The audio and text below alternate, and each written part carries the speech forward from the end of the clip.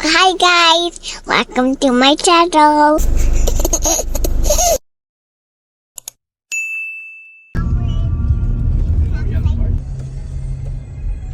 Good morning, sir.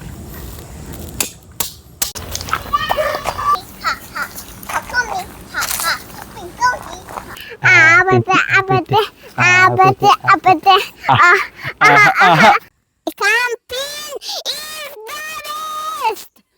Hi guys, good morning. Good morning. Hi guys, welcome to my channel. Good morning. So time check natin is 6:20 a.m. and we're going to Marzagaray, Bulacan. Bagong campsite. We just got invited ng owner na nag-chat sa page namin. Invite kami na mag-opening yung campsite nila. Parang ang agreement lang, wala kaming babayaran, cover nila lahat. Tapos, i-review lang namin of course yung experience. Pero syempre, bago ako nakipag-deal, ang conversation namin, okay lang po ba? Kasi ang ginagawa talaga namin is mag-honest review. Kumbaga, kung ano yung experience namin, yun talaga yung sasabihin namin. And ang maganda dun sa owner, no, mami, sabi niya dun, that's fine, sabi niya gano'n. Para Kasi alam din nila yung kung ano yung kailangan nilang improve. Ganun dapat ang mindset. No? May init na usapin yan sa mga camping page recently. May nabasa kami mga ganun. Pero if you are a business owner, dapat open ka for that kind of criticism and feedback to improve your business. Vina-value mo yung pera ng mga guests mo eh. Hindi naman yan basta pumunta lang kami dyan for nothing, right? We wanted to enjoy, we wanted to relax, we wanted to experience nature. We appreciate yung invitation ng owner kasi this is the first time na may mag-invite sa amin ng ganun.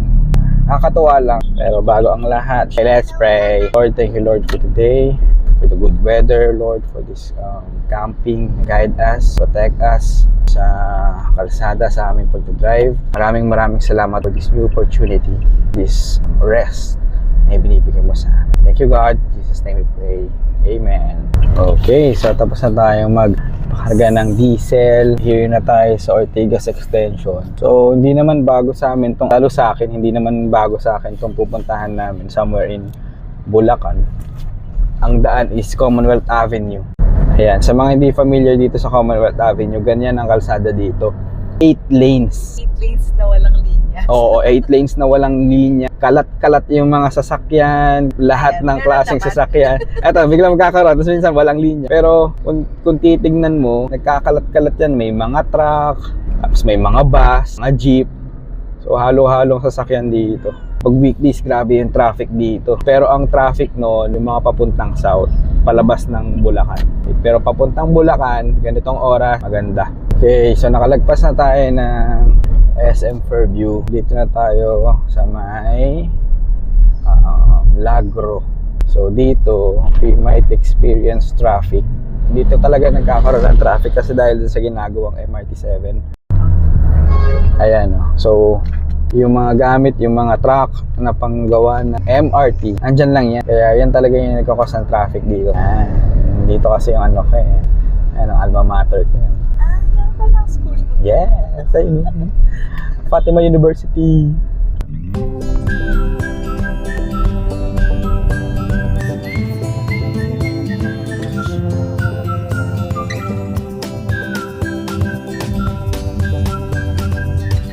Time check, 8:47. Marzagaray, 7 minutes. Parating na kami sa campsite. So, sa mga balak pumunta rito, ito yung tatandaan nyo papasok. Yan.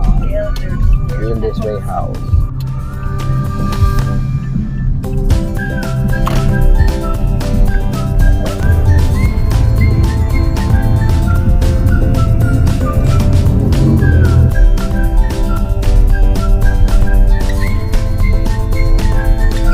Palit yung kalsada dito sa tama na po ba yung pinupan na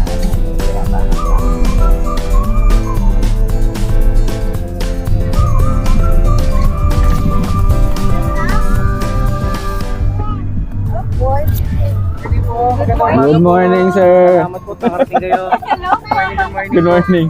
Sunod po kayo sa akin, diretso po tayo. Sige pa. Okay, thank you.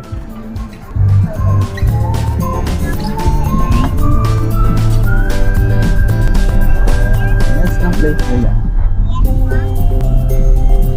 Good morning po. Diretso na po. Okay. Hindi na lang kayo na po, pumesto yun po yung captain. Okay, sige. Thank you.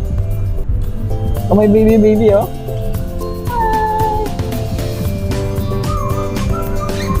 Dito, what? Yeah. Can you check?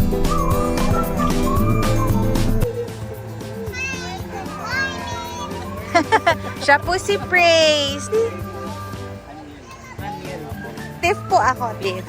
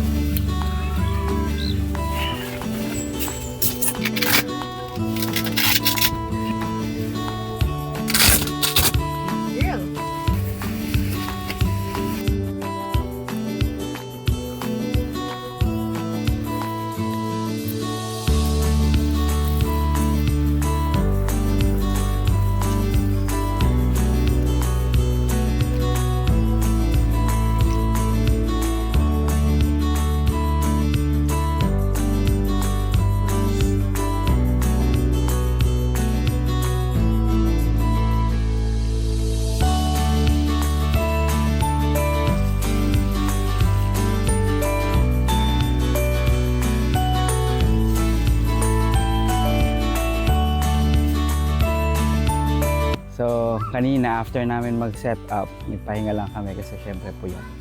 Galing lang namin ng shift, tapos dumiretso dito. 2 p.m. na. So, nag-set up kami, punta lang kami medyo sa lilim. Ano to, okay. Tapos ayun yung tent namin. Oh. Ang gamit naming tent ngayon, maliit lang, Nature Hike Extend 5.6. Okay. So bagong bili naming tent and cute lang pang overnight kasi mag-overnight lang kami ngayon. Okay, sige. Come on, let's eat.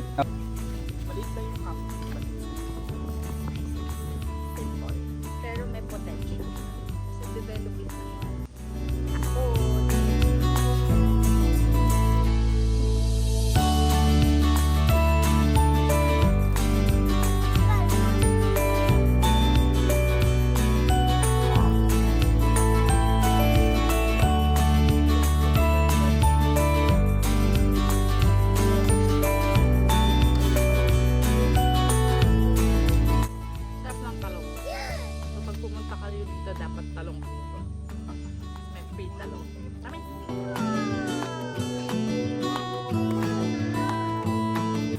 Okay, so mayroon po tayong asawa na sobrang saya.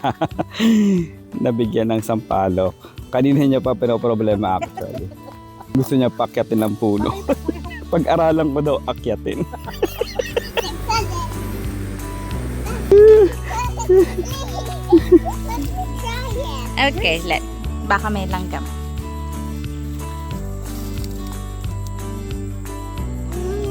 How is it? Good. Good, you like it? Okay, let's go. Let's find some more. Dali. Baby, this one is small, oh. Here, oh. The red one is really sour. Try it. What? Good. Sile. Chile. Oh, baby, don't eat this one. Kuha tayo for daddy.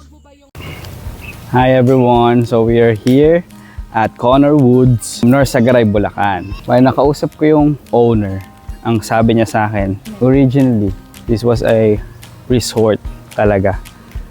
Pero yun nga, nag-stop sila ng operations. I don't know, di ko na tinanong kung bakit nag-stop yung operations. If you're going to look at the surroundings talaga, existing ano na siya resort na siya Oh, ayun may mga cottages na sa area. Ito yung pavilion nila. Tapos yun, sa likod ko yun yung main gate.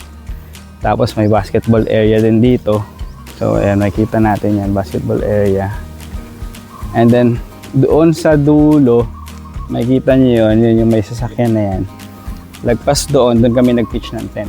Yun yung i-develop nila na camping site or camping area nitong resort. And sabi ni Sir Kevin, gusto niyang buhayin ulit yung area, yung resort. Tapos at yung lupa nila doon sa dulo gagawing campsite. Tapos ayan po yung anak ko, si Pracy, na gustong mag-swimming sa swimming pool. What? The new swimming pool na. The swimming pool doesn't have any water pa kasi nga it's not yet fixed. We have to fix it first. Yeah. Are you sad? Paano yung sad face? How about the happy face? Happy face. Yeah! Okay, ito yung nila, swimming pool nila. So hindi siya operational for now. But someday they plan to reopen again in public. Okay. Pero unti-unti, syempre alam naman natin yung ganito kalaking area, no. Hirap hirap i-maintain to.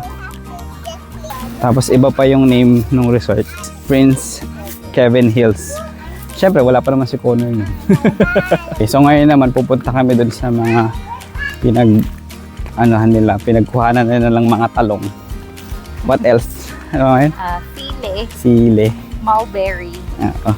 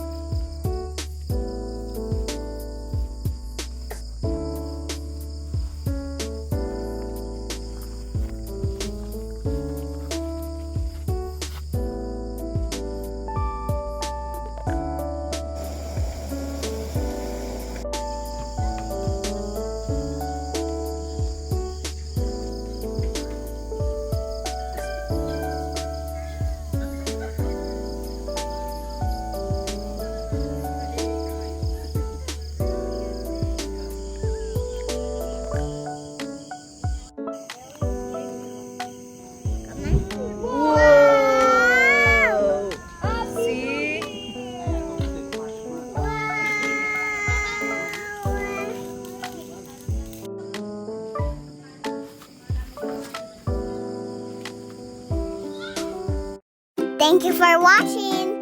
Like and